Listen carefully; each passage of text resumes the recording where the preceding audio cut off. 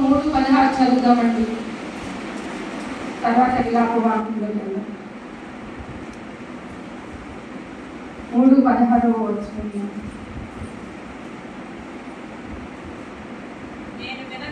నేను వినగా జనముల మీదకు వచ్చేవారు సమీపించు వరకు నేను ఊరుకొని శ్రమ దినము కొరకు కనిపెట్టవలసి ఉన్నది.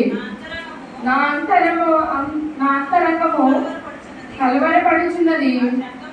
ఆ శబ్దమునకు నా పెదవులు కదులుచున్నవి, నా ఎముకలు కుళ్ళిపోవచ్చున్నవి, నా కాళ్ళు వణుకుచున్నవి.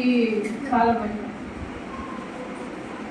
నేను వినగా జనముల మీదకి వచ్చువారు సమీపించు వరకు వారు ఊరుకొని శ్రమ దినము కొరకు కనిపెట్టుకొని నా అంతరంగం ఎలా ఉన్నదంటే కలవరపరచు.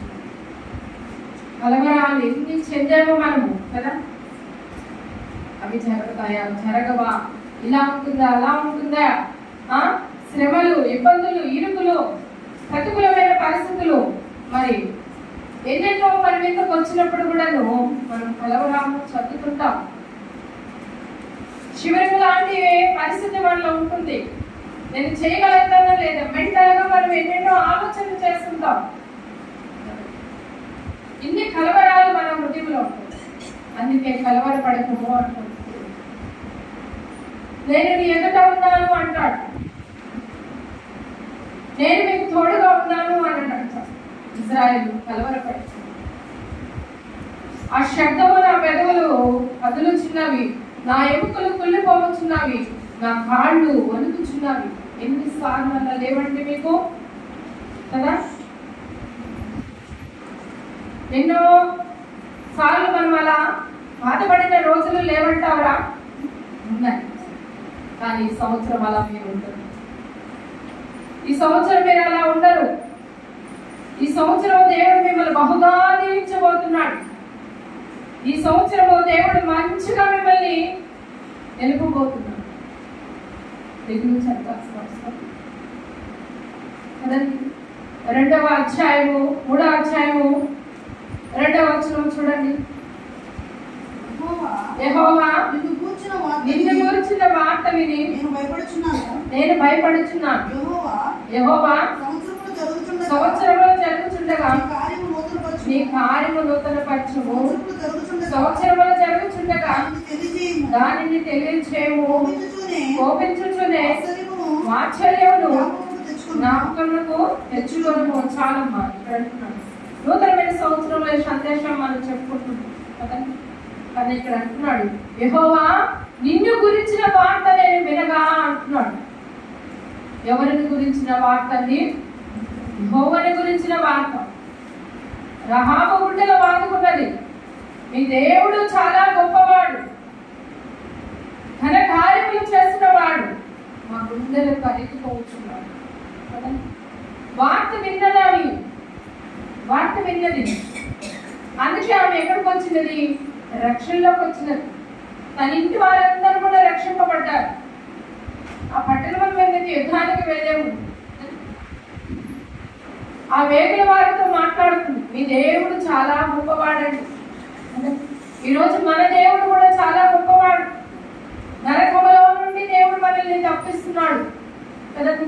అగ్ని గంధకములో నుండి దేవుడు తప్పిస్తున్నాడు, మనల్ని విడిపిస్తున్నాడు. దేవుడు ఎంత గొప్ప దేవుడు అండి. ఎందుకు? ఆయన సువార్త మనం విన్నాం, ఆయన సువార్తకు మనం లోబడ్డాం, ఆయన సువార్తకు మనం విధేయులమే. చూసిన నమ్మిన వారి కన్నా చూడక నమ్మిన వారే ధన్యులు. ఆయన చూడలేదు, కానీ ఆయన స్వార్థ మనం విన్నామండి. ఆయన స్వార్థ మనం విన్నాం, ఆయన స్వార్థకు మనము లోబడినాం. కాబట్టి ఇక్కడ అంటున్నాడు, నేను భయపడుచున్నాను. ఏం చేస్తున్నాడు? నేను భయపడుచున్నాను. భయపడుతున్నామా? మనుషులకు భయపడతాం మనం కదా, తల్లిదండ్రులకు భయపడతాం, మంచిదే. తల్లిదండ్రులు భయపడతాం కదా, గురువులకి భయపడటం మంచిదే. కానీ వీళ్ళందరికీ మించిన దేవునికి భయపడడం బహుగా మంచిది జీవితం. ఎందుకు తెలుసా? నీ తల్లి విడిచి నిన్ను విడిచి వెళ్ళిపోతుంది ఒక దినాన, నీ తండ్రి నిన్ను విడిచి వెళ్ళిపోతాడు, నీ గురువులు వెళ్ళిపోతారు, నీ రక్త సంబంధాలు వెళ్ళిపోతారు. కానీ దేవుడు నిన్ను విడిచి ఎప్పటికీ వెళ్ళాడు, ఎప్పటికి వెళ్ళాడు. ఆయనకు భయపడు. నువ్వు భూమి మీద ఉన్నంత వరకు భూమిని విడిచినా కూడా మరలా చెప్తున్నాను, దేవుడు నీ పట్ల ఒక గొప్ప వాత్సల్యం నీ మీద ఒక ప్రణాళిక కలిగి ఉన్నాడు. ఆయన ఒక ఉద్దేశము కలిగి ఉన్నాడు. పరిశుద్ధమైన పిలుపుతో మరలా చెబుతున్నాను మేము మీకు, పరిశుద్ధమైన పిలుపుతో దేవుడు మిమ్మల్ని పిలుచుకున్నాడు. ఆయన పిలుపులో పరిశుద్ధత ఉన్నది, ఆయన వాక్యములో పరిశుద్ధత ఉన్నది. ఆయన వాక్యము మనల్ని కడిగి పవిత్రపరుస్తుంది. దేని కడిగి పవిత్రపరుస్తున్నామా? హృదయాన్ని కడిగి పవిత్రపరుస్తుంది, శరీరాన్ని కాదు, హృదయాన్ని. ఆయన రక్తముతో దేవుడు మనల్ని కడిగి పవిత్రపరచాడు. ఆ హృదయంలో ఏమున్నది? అసలు ఏమున్నది? చదవండి మీరు బైబిల్. హృదయంలో ఉన్నది, తలుపులోకి వెళ్తుంది, తలుపులో ఉన్నది హృదయంలోకి వెళ్తుంది. ఈ రెండింటిని మిక్స్ అయ్యి శరీర రీతిగా బయటకు వస్తున్నాయి. మాటల ద్వారా, క్రియల ద్వారా, పనుల ద్వారా సమస్తము మాలిన్యము మనల్ని అంటుకొని ఉన్నది.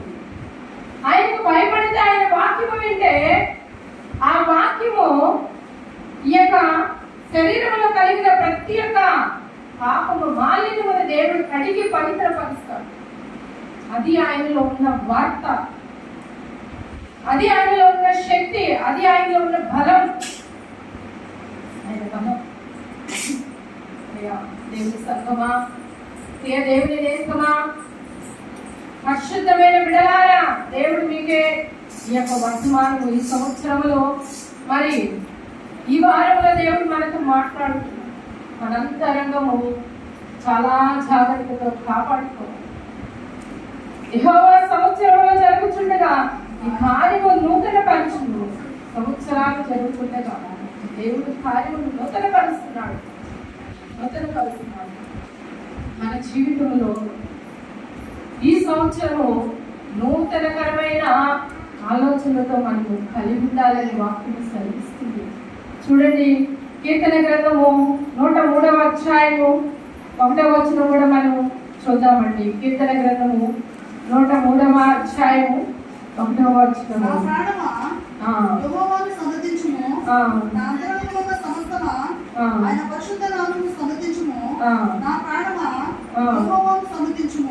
చాలా నా ప్రాణమా యెహోవానందున్న సమస్తమా ఆయన పరిశుద్ధ నామమును సన్నతించుము అంటున్నాడు.